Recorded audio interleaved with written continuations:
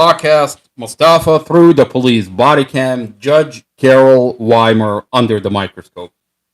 I want to thank Mustafa for being on this podcast. Mustafa is joining us from solitary confinement in Prince William County Adult Detention Center. Mustafa, hello, hello, hello. Well, hello, hello, hello. Mustafa, thank you for being here. Before we dive into our conversation and what we're going to be talking about today, Mustafa, you've been in solitary for over 2 years. Right. Why are you in solitary for over 2 years? That's a really good question. Why am I being punished? For what? You know, we asked the same question to Commonwealth Amy Ashworth. Commonwealth Amy Ashworth, who is a jail board member in this jail. And for those that are just joining the conversation that don't know what it means to be a jail board member, Amy Ashworth holds two positions in our community. She's the Commonwealth Attorney, but also she's a jail board member, and her job is to protect inmates in our county jail. Now, inmates, a county jail, you have inmates that have not been convicted. They're waiting for their day in trial, or they're waiting for their day in court. Pre-trial detainees. And Amy Ashworth is one of the highest authority that can look into this jail. You go to the governor, they'll refer you back to Amy Ashworth. You'll go to the Department of Corrections, they'll tell you this is a private jail, this is a county jail. Amy Ashworth is who oversees what goes on inside this jail. Now, we go to Amy Ashworth, and she looks the other way. Now, inside this jail, Mustafa has not just been in solitary confinement for over 2 years.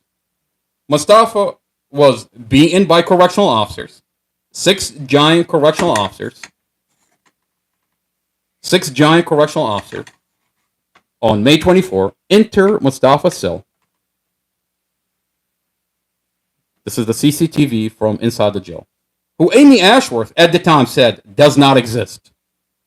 And told us nothing happened to your brother. She said, I looked into it. There are no videos and nothing happened. She completely brushed the whole thing off.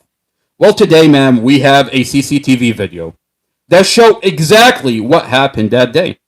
And you have six giant correctional officers, and you'll see them rush into that cell.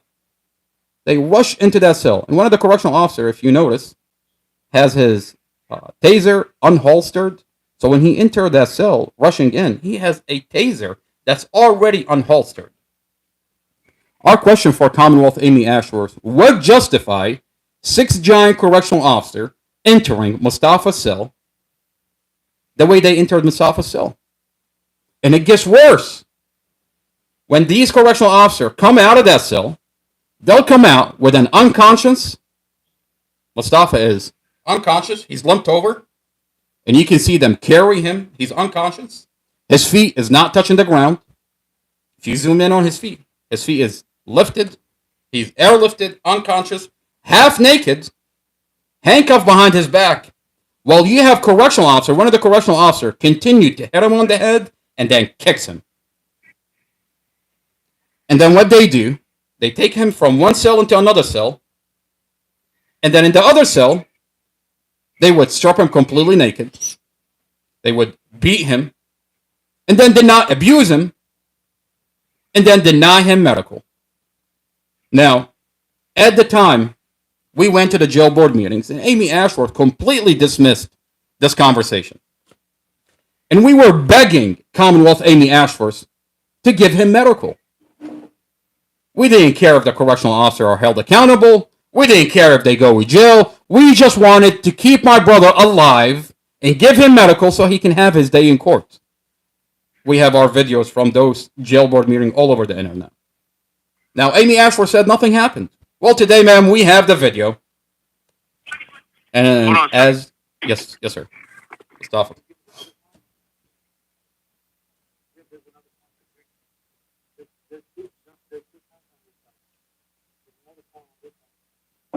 While Mustafa comes back, Amy Ashworth hold two positions, and it's a conflict of interest. You cannot be prosecuting an inmate and at the same time oversee and make sure the inmates is taken care of. It's a conflict of interest because we're tracking this Commonwealth attorney, and this Commonwealth attorney is so incompetent that her prosecutions are not based on evidence, are not based because she's competent. Her prosecutions are plea deals. Now, what am I talking about? The conditions inside this jail are so bad that by the time Amy Ashworth, the Commonwealth attorney, hands you a plea deal, you're begging her for a plea deal. And you've got correctional officers that are out of control. They will beat you, essay you, deny you medical, abuse you, solitary confinement, prolonged solitary confinement. I mean, Mustafa's been in solitary confinement for over 2 years. And what this Commonwealth attorney does, that she looks the other way, hoping that the condition inside the jail is so bad that when she gives you a plea deal, you're begging her for that plea deal. Look into her. You don't have to take my word for it. Look into the prosecution that the Commonwealth attorney is securing in her belt. Most of them are plea deals. Amy Ashworth looks the other way, and it's the conflict of interest.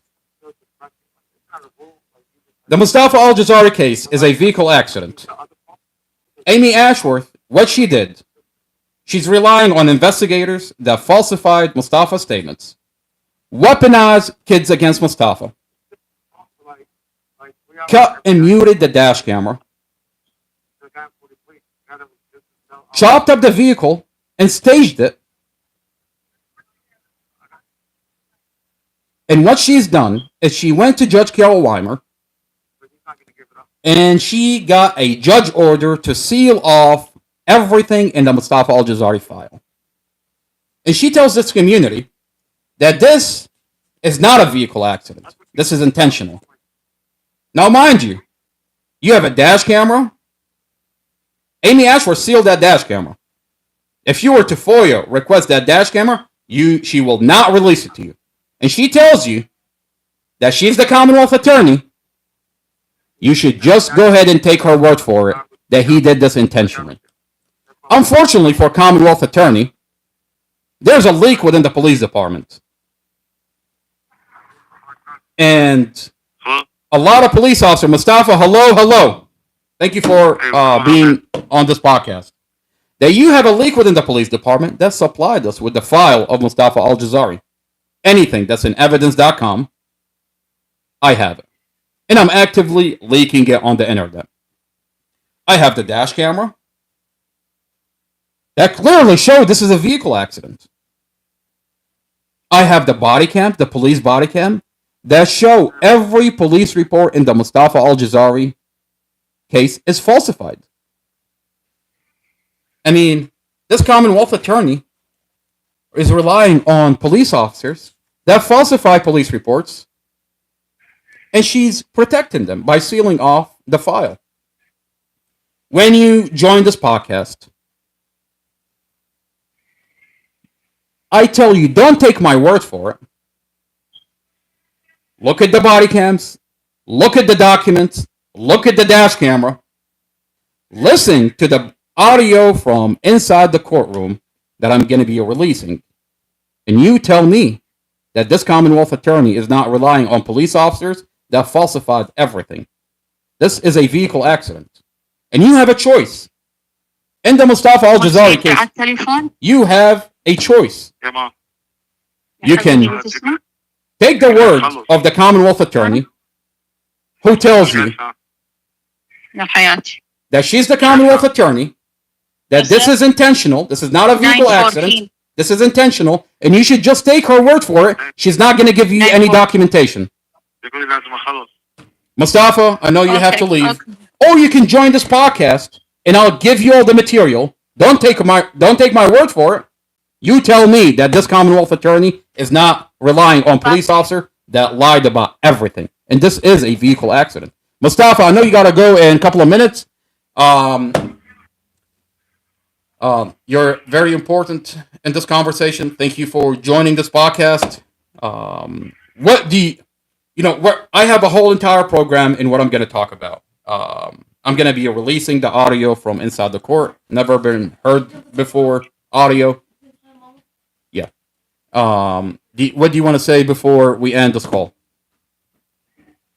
Um, it's it's just like, they're trying to limit my phone use. Like, if nobody's going to use the phone or anything like that, it's not like they're paying for this phone call.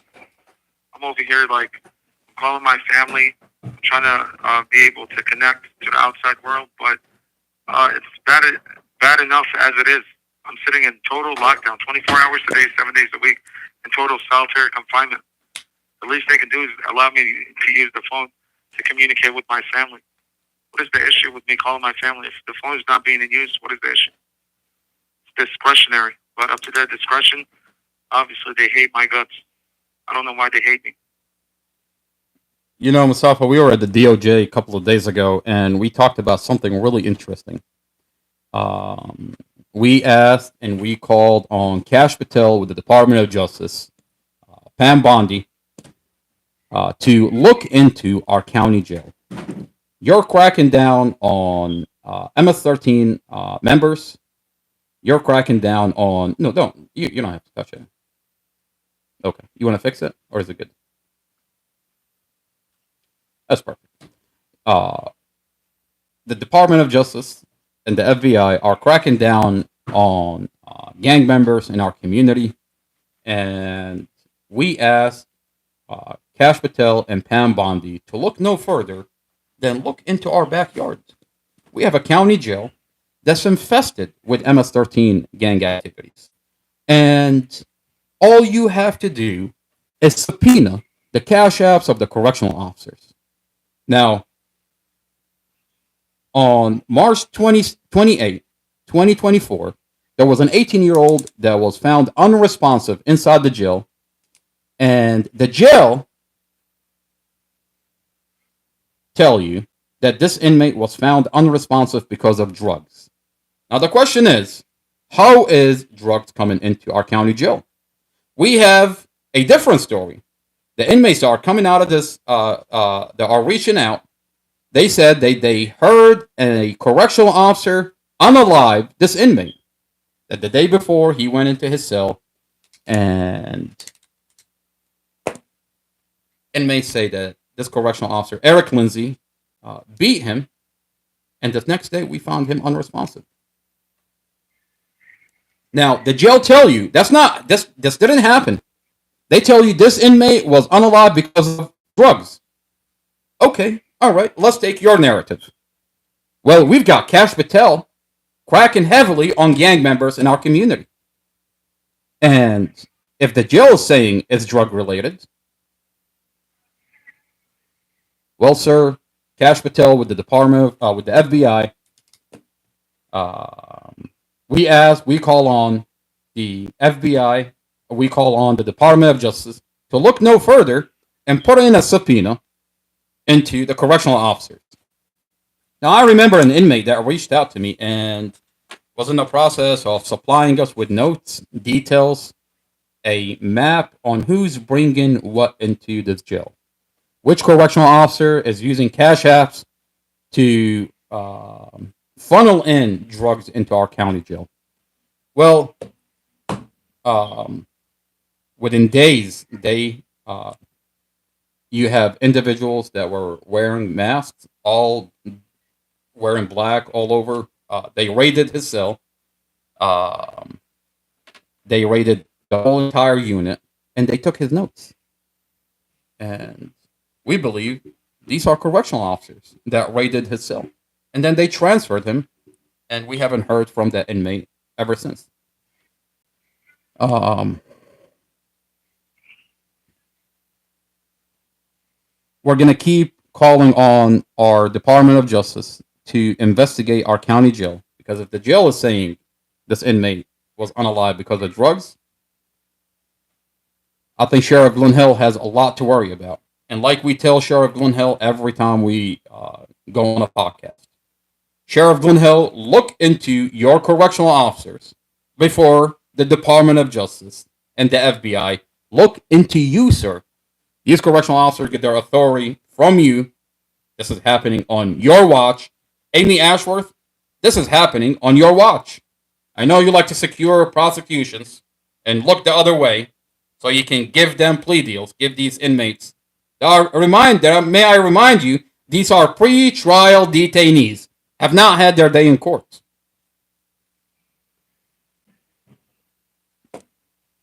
Mustafa, you've been quiet. I know it's a lot.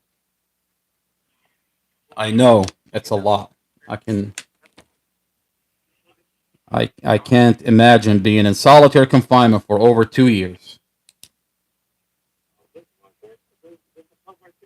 Losing your family, waking up from a coma, being helicoptered to the hospital, waking up to realize that you lost your family, and you have police officers that will target you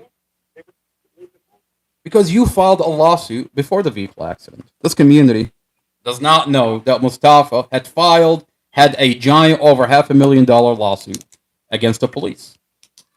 Huh? Mustafa, hello. So, man, they're telling me to wrap up my phone call. Obviously, they're really mad because I'm using the phone. Look, the whole thing is, it's basically lock me up, put me in a cell, and just close me up for 24 hours a day, 7 days a week. They think like we're not human or something. Like I'm supposed to be able to get out, go to rec. The rec door is broken. What a coincidence. Now there's no rec. I'm not allowed to come outside. I can't even associate with anyone. Like they put me in a horrible environment around criminals that like to rob, steal, rape, just nasty environment. And I'm stuck in a cell 24 hours a day, 7 days a week. What kind of like shit is this? And then on top of it all, it's like wrap up your phone call, wrap up your phone call. What's the rush? So the rec door is broken again. You were in D-Pod. They for over 6-7 months. They said you couldn't get rec because the door was broken. They transferred everybody into another unit, C-Pod, and again they said the door was broken. Exactly. And I just asked First Sergeant Darling, and he told me the rec door is not broken. So what is this thing about having like answers that don't make sense? How does the rec door break when just last week it was functioning? There's nothing wrong with it. It's not. You have 1 minute remaining. They just don't want us to come out of our cell and get wrecked. Mustafa, you have 1 minute. I love you. You take care of yourself. We're gonna continue. Whether they give you, the conversation is gonna continue. We have the body cams. We have the document. We have the audio from inside the proceedings, so the conversation will go on.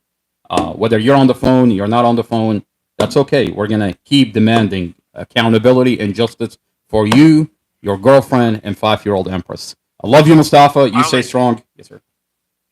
Yeah, I love you too. All right. I appreciate it. And when I called back, I only got like 5 minutes. Let me just talk to Mom real quick. Tell her I said good night.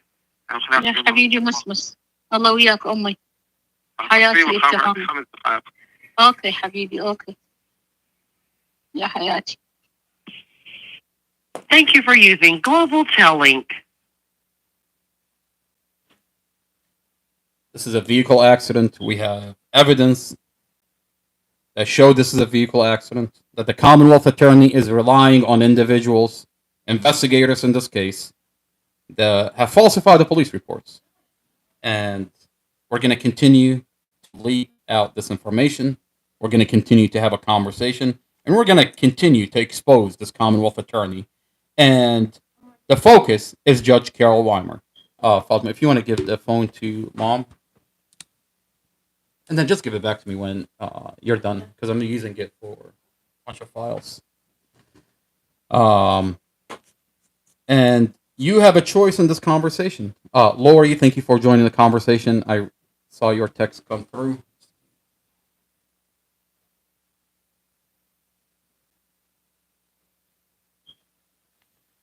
Lori, thank you for joining this conversation. I want to thank everybody for being here. We're on YouTube under Not Another Boring Podcast. We're on TikTok under Not Another Boring Podcast. If you type that, you'll find our platform. If anybody wants to join the conversation, he didn't call? Oh, he called Mom? Okay. If anybody wants to join the conversation, join the TikTok, I'll add you to the box, and you can be part of the conversation. Another way you can be part of the conversation is find us on Facebook. If you type Free Mustafa Al-Jazari, you'll find our Facebook, and I'll add you into a group. And when we go live, you can be part of the conversation.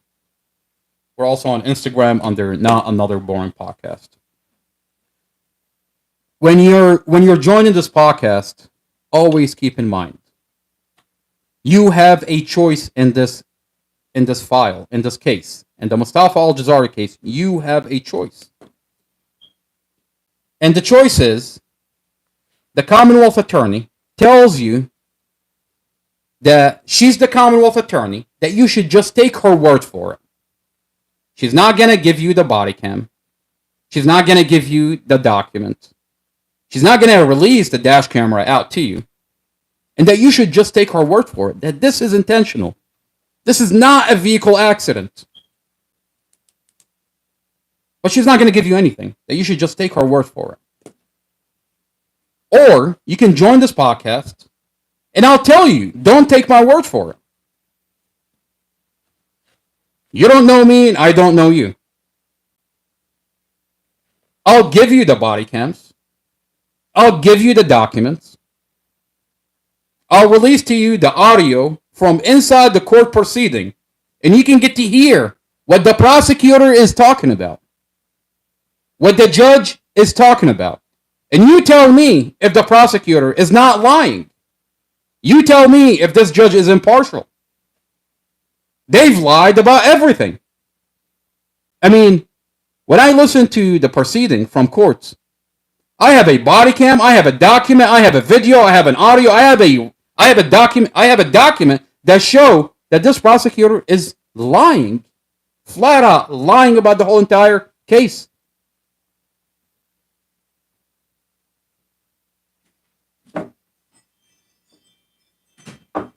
What we're going to listen to today is the audio from the proceeding inside the court.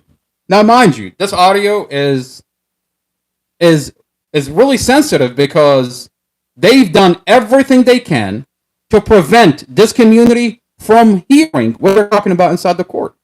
What am I talking about? What am I talking about? Our Sheriff Glen Hill.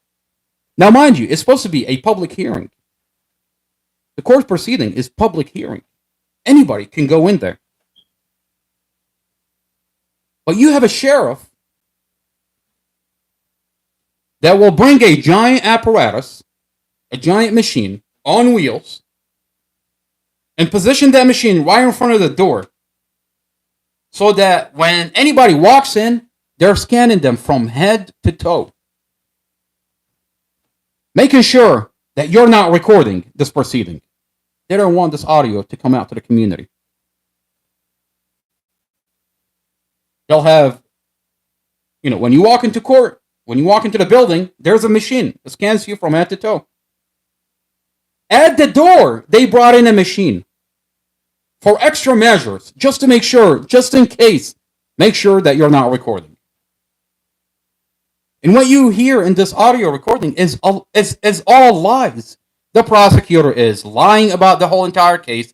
The Judge Carol Weimer, has not been impartial. The evidence is there that show this is a vehicle accident, and Judge Weimer avoids the evidence, rules against the evidence, regardless of the evidence, pretend that there are no evidence. One of the things that we're talking about is Mustafa has a Google Nest inside his apartment. No one wants to look at this Google Nest. It shows that it's a beautiful relationship. The prosecutor, the judge, Commonwealth Amy Ashworth, no one wants to look at this Google Nest. They're avoiding the Google Nest as if it doesn't exist.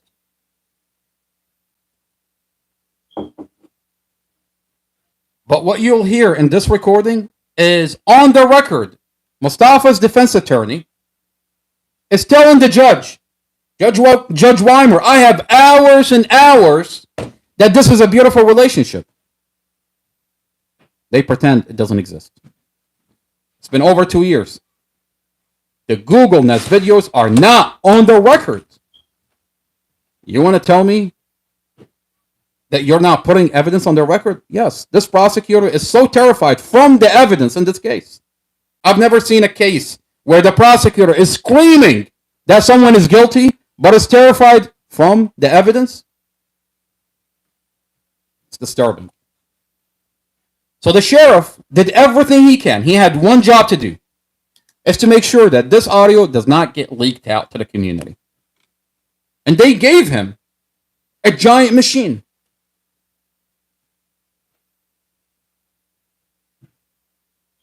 I'm not recording. The sheriff knows I'm not recording. I mean, they took my cell phone. When I walk in, I don't have a cell phone. They scan you from head to toe. When you enter the building, they'll scan you. And when you enter Mustafa's courtroom, they have a giant machine to scan you again, make sure that you're not recording. But I'll tell you what's happening here is I've got deputy sheriffs that are supplying me with recordings. And the sheriff is terrified. How is this happening? Well, sheriff, your deputies are not okay with the bullshit that's going on behind closed doors. Sheriff Glenhill goes to my brother Muhammad and he tells him, I have a full-blown investigation into my deputies. I'm going to get to the bottom of who's working with Mustafa's brother. What are you going to do, Sheriff? I mean, the rumor is, according to Elaine Jarvis, that's not me saying it, by the way. I have a audio recording where Elaine Jarvis goes into detail that our 7-year-old sheriff walks around with a diaper, with an adult diaper. It's not me saying it. I have an audio recording of Elaine Jarvis that goes into detail describing who our sheriff really is. And she talks about this man wears an adult diaper. So you're telling me that you've got a 7-year-old man that walks around with an adult diaper. Now, he's going crazy, looking at his deputy sideways, doing a full-blown investigation into which deputy is working with Mustafa's brother. So what are you going to do, Sheriff? Are you going to start firing and letting go deputies left and right, one at a time? This is senile. We've got a 7-year-old sheriff that walks around with an adult diaper that's looking at his deputies sideways. Well, sir, your deputies are not happy with the way you conduct business.